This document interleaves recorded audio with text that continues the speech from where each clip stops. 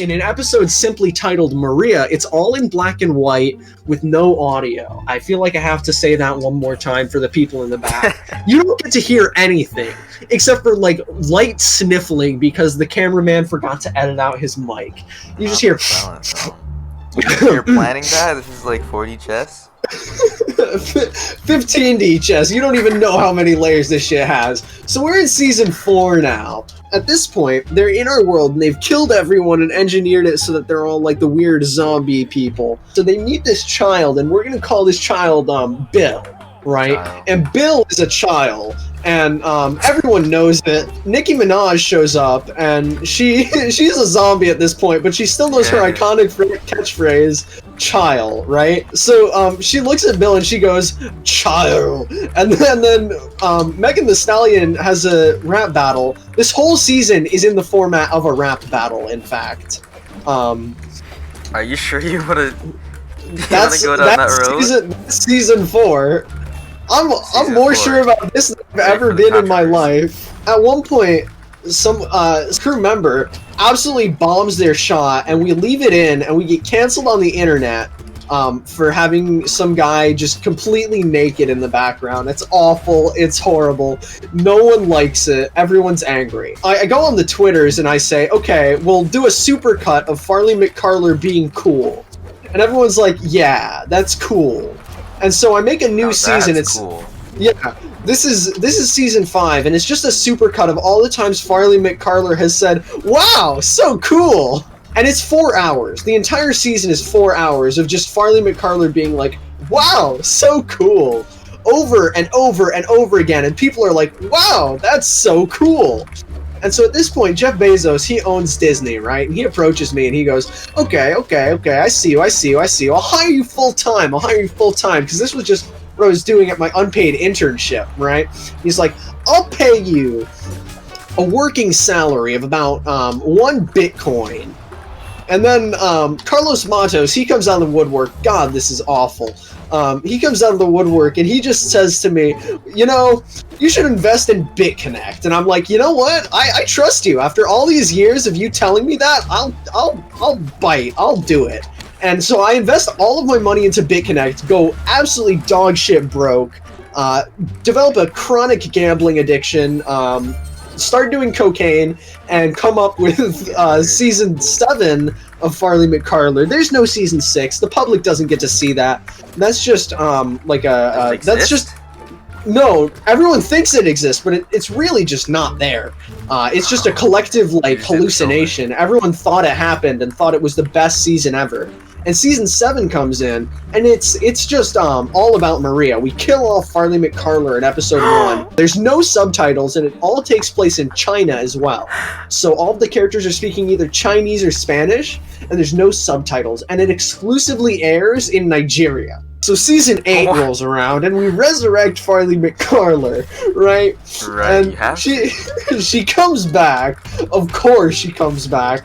But this time she brings some dark secrets with her from the grave. That dark secret being she's actually imagining Megan Thee Stallion this whole time. And so that's how we write off Megan Thee Stallion and get our budget down to meet what we have to make in order for the end of the year to work. And then at the end of the season, once we've made our day and we have all of our money, I figure out, hey, we have enough money left in the budget to get Megan Thee Stallion back on this show. Because obviously we're getting rid of her before Nikki. I'm sorry, Megan, but it's true. And so we get rid of Megan, and then we bring her back at the end of the season because Farley finds the dream machine. It's this machine that lets her make her dreams real. And so she dreams up that Farley Mccarler is actually still alive because she died of old age. Maria is just a robot at this point, by the way. I feel like I should mention. So she dreams up Megan Thee Stallion and Farley Mccarler, but all of season 9 is her figuring out that they're not in different places. They become the same person when she dreams them into existence. And so she has to find a way to separate them. And so they find the splitter, which lets them split people out of each other. And then that's the whole season. It's like it's a treasure hunt type thing where they're hunting it down, right? And they're looking for this. They gave up. They just hear how cool I am. Wow. And so the whole season is just them looking for this, right? Right. And they find it, and they split Megan and Scarly.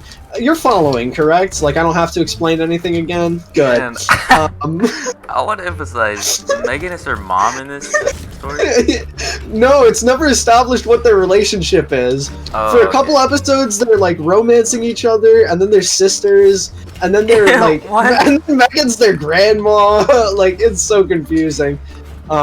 And then season 10 rolls around, and this is when we start putting microchips in people, and Butch Hartman joins the show, and you get put in here. And I feel like we should establish that in season 2 we came up with a character called Smartphone, and he got moved into season 10.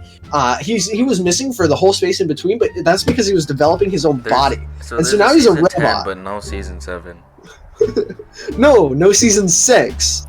Keep up, AJ. So, in season 10, everyone gets microchipped into a simulation where they can play as minor characters in the world of Farley Mccarler. Someone does something so drastic and so evil that they become the main character, the main antagonist, and start working with Scarlett McCarlet. And then, when they're doing that, they find out that Scarlett McCarlet this whole time has actually been Smartphone in Scarlett McCarlet's body because he microchipped into her body. And so everyone... Oh, my game just crashed. Awesome. Oh, that's... Be careful. Oh. God, my game crashed. What do you want me to do? Oh, your pod is really effing you over. It just can't handle the Farley McCarler style. But there are 5 different actresses who play as Farley McCarler. I'm coming back on my last stock. Let's do this shit. Your bot literally just jumped off. I'm just throwing. Like, I'm not even... Okay, so Farley McCarler is played by 5 different actresses. There's 1 redhead, 1 brunette, and then 3 blondes, obviously. Of course. And every time she appears on screen for the first time in an episode, she has a Starbucks coffee cup that is inexplicably in her hand. And that's per actress.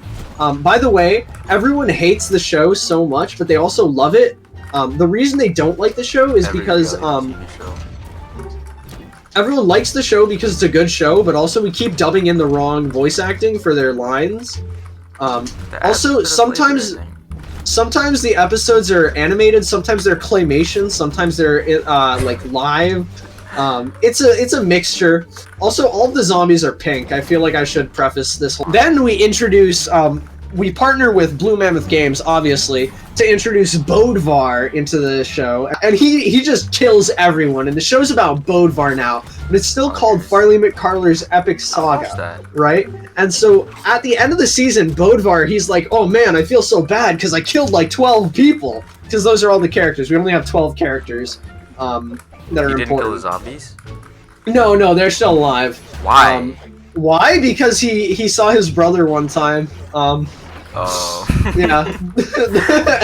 He doesn't kill zombies. He's like, I'm gonna find the cure because I saw my dead brother. And so he's like, I will also avenge you, brother. I will seek the zombie that killed you and kill him back. And he finds out that the zombie that killed him is actually Farley McCarler's mother, Stegan the Malian.